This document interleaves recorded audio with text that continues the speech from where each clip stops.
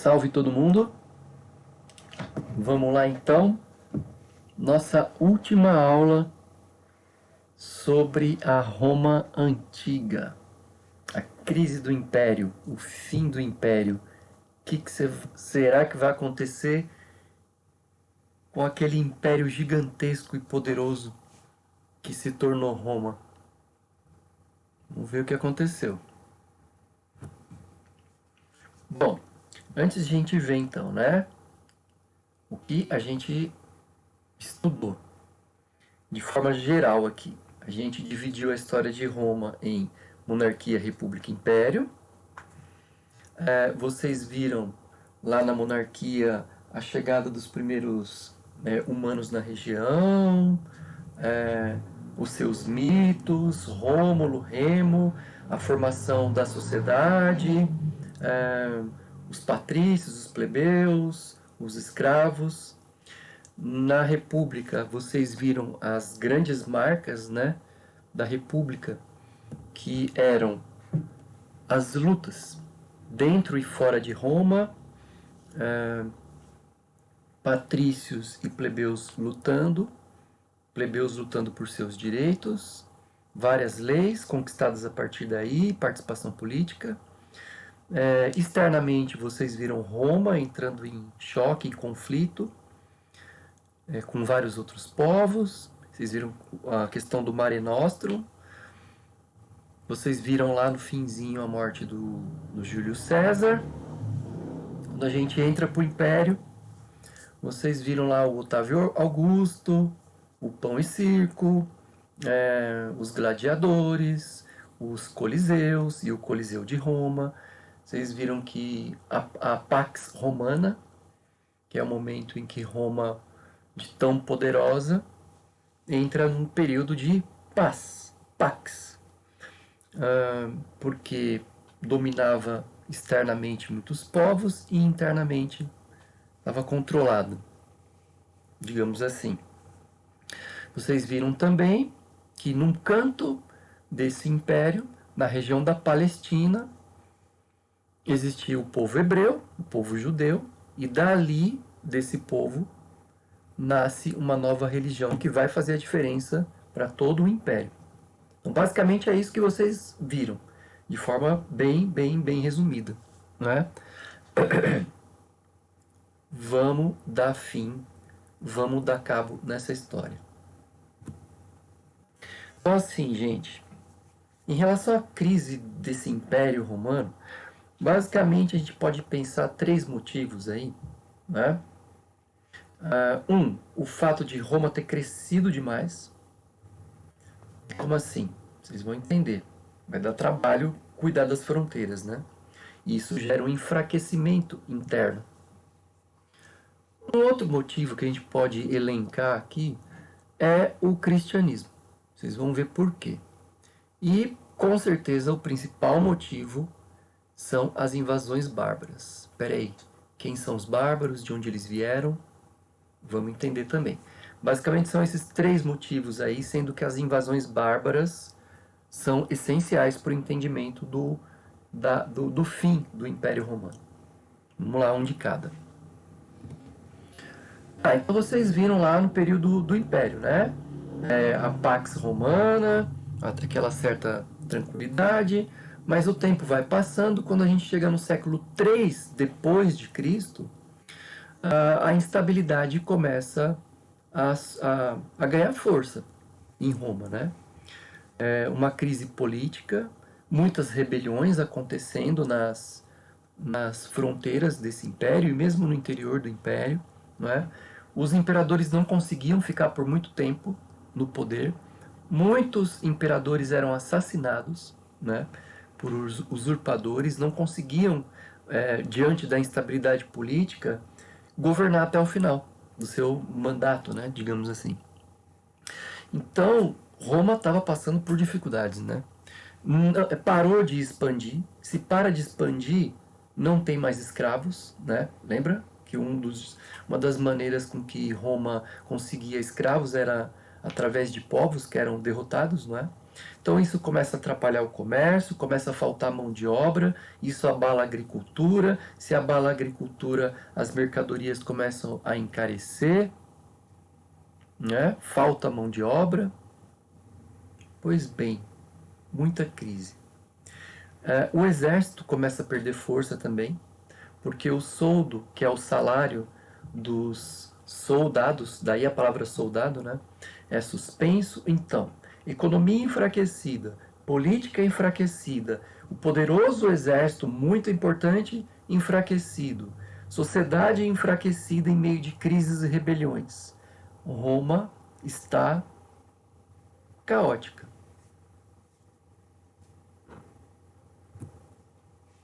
Bom, não bastasse isso, o cristianismo colaborou.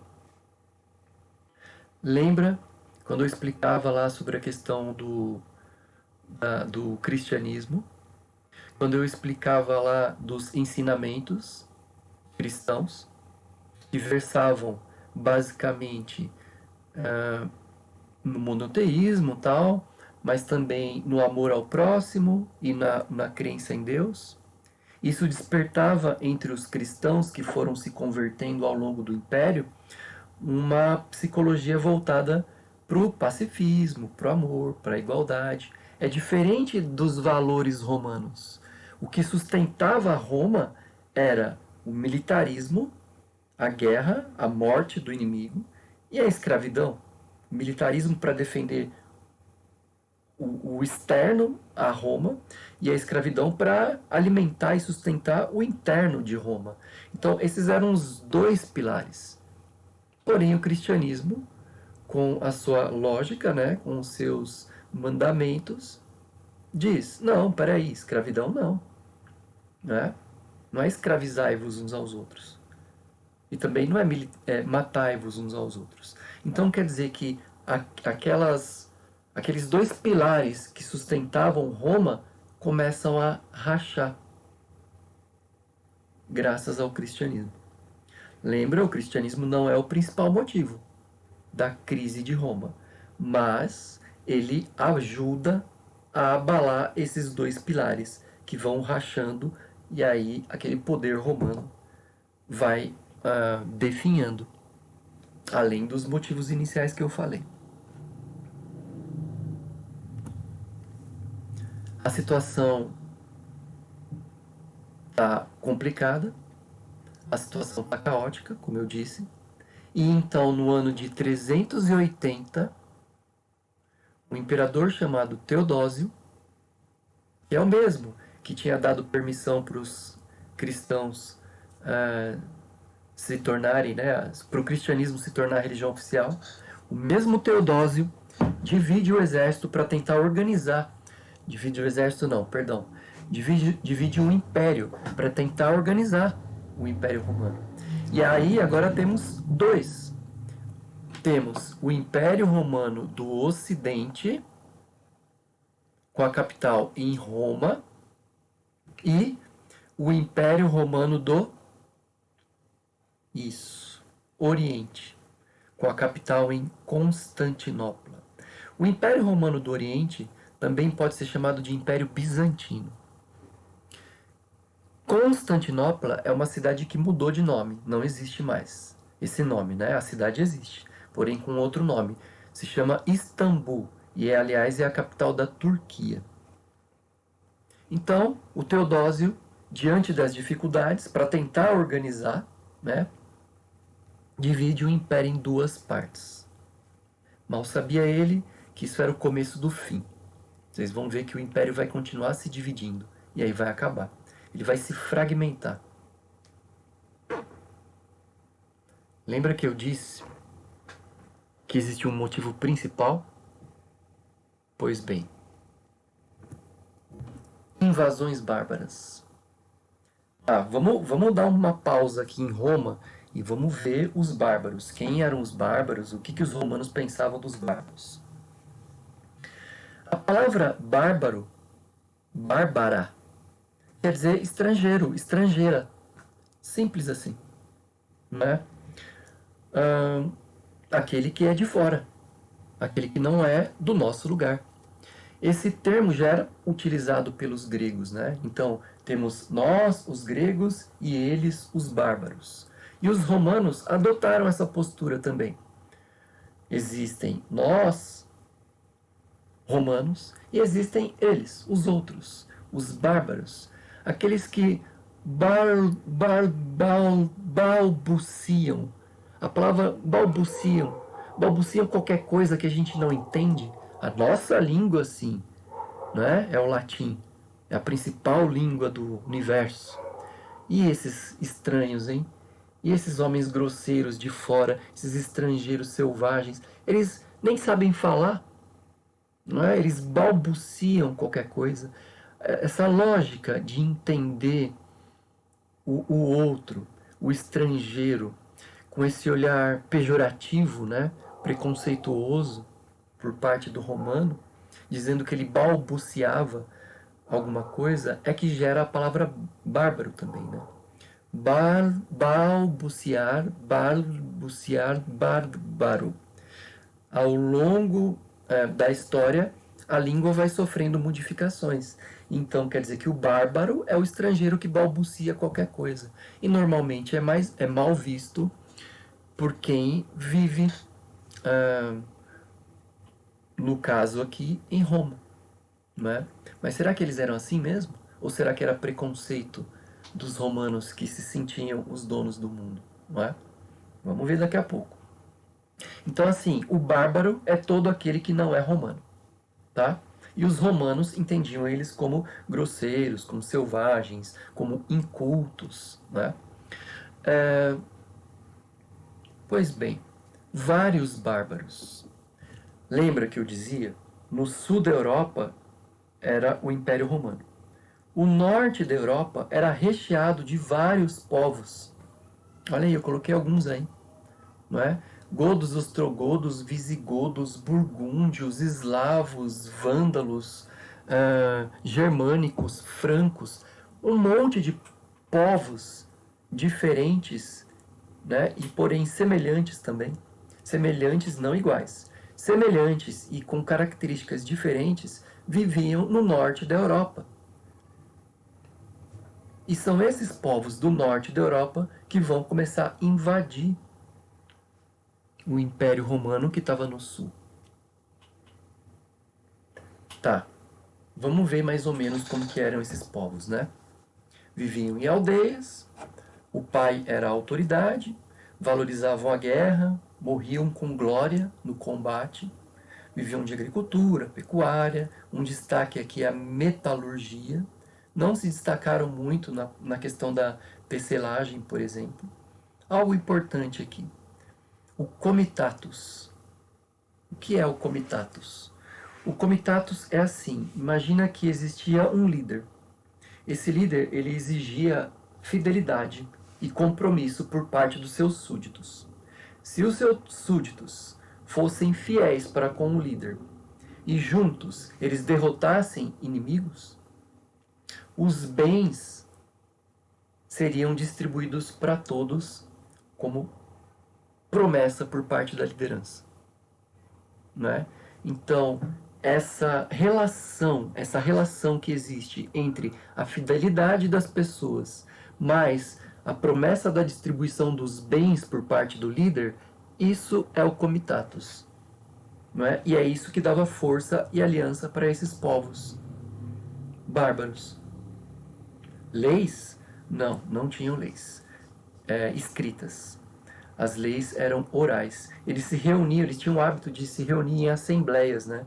Que eles se juntavam lá no lugar, tinham normalmente as lideranças, tinham várias pessoas, inclusive homens livres, e as causas eram discutidas, né? Qualquer causa, qualquer situação jurídica. Então as pessoas opinavam em assembleia e debatiam sobre a questão, sei lá, assassinato, traição, invasões, fuga, qualquer situação era discutida publicamente ali. Era assim que eles se organizavam. E eles eram politeístas, acreditavam em vários deuses, né? Lembra os mais conhecidos? Thor, Loki, Odin, Freya. Frigga, não é?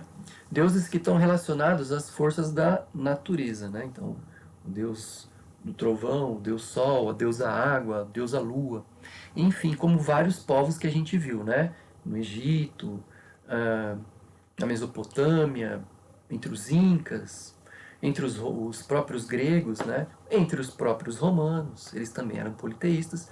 Vocês viram que Roma depois se tornou cristã. Mas enfim, então é isso. Os bárbaros eles tinham o seu grau de organização, sim. E é claro que os romanos enxergavam esses estrangeiros com um olhar pejorativo, chamando de grosseiro, de selvagem, de bárbaro, que balbucia qualquer coisa aí. Pois bem, são esses povos que passam a invadir o Império Romano. Durante muito tempo, a relação deles, ora era amigável, nesse limite, né, nessa fronteira entre o sul, Roma, e entre o norte, com os bárbaros. Nessa fronteira existia momentos de troca, né? Existiam momentos de tranquilidade, de paz, mas existiam também momentos de conflito muitas vezes. Porém agora, a partir do século III, tal, aí as lutas começam a se intensificar. Até porque esses bárbaros do norte, eles estão sendo atacados por um grupo que está vindo lá da Ásia. Da Ásia, um grupo muito poderoso, que é o grupo dos Hunos, liderados por um guerreiro chamado Átila. Átila, o Huno, começa a pressionar o norte da Europa. E então esses bárbaros, além de querer melhores terras, e além de fugir dos hunos, eles começam a fugir para o sul da Europa, onde estavam os romanos abalados, passando por aquelas dificuldades que a gente falou inicialmente, né? Então o Império Romano vai chegando ao fim, né? Muita tensão, muita violência, a população está coada, o exército está enfraquecido, vocês estão lendo aí, né? E essa data é importantíssima. 476. No ano de 476, Roma chega ao fim. É a queda do Império Romano do Ocidente. E a partir daí ele se fragmenta.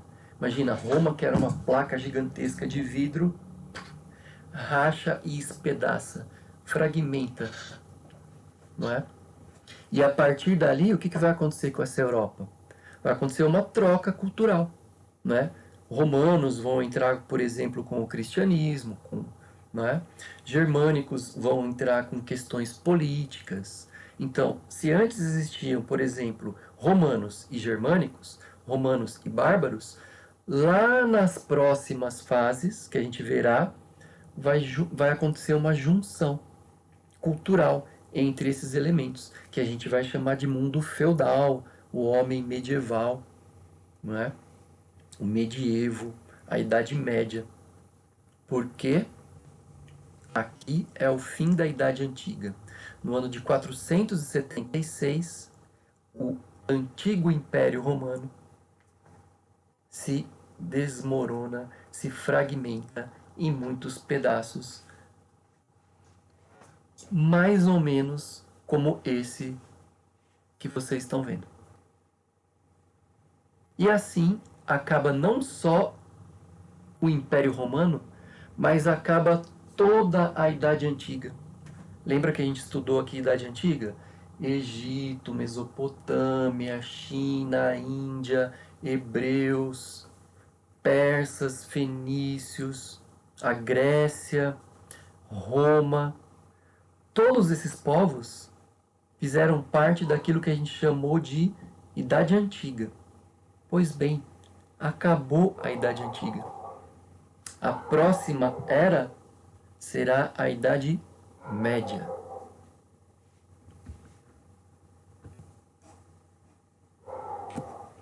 E então, gente, é isso.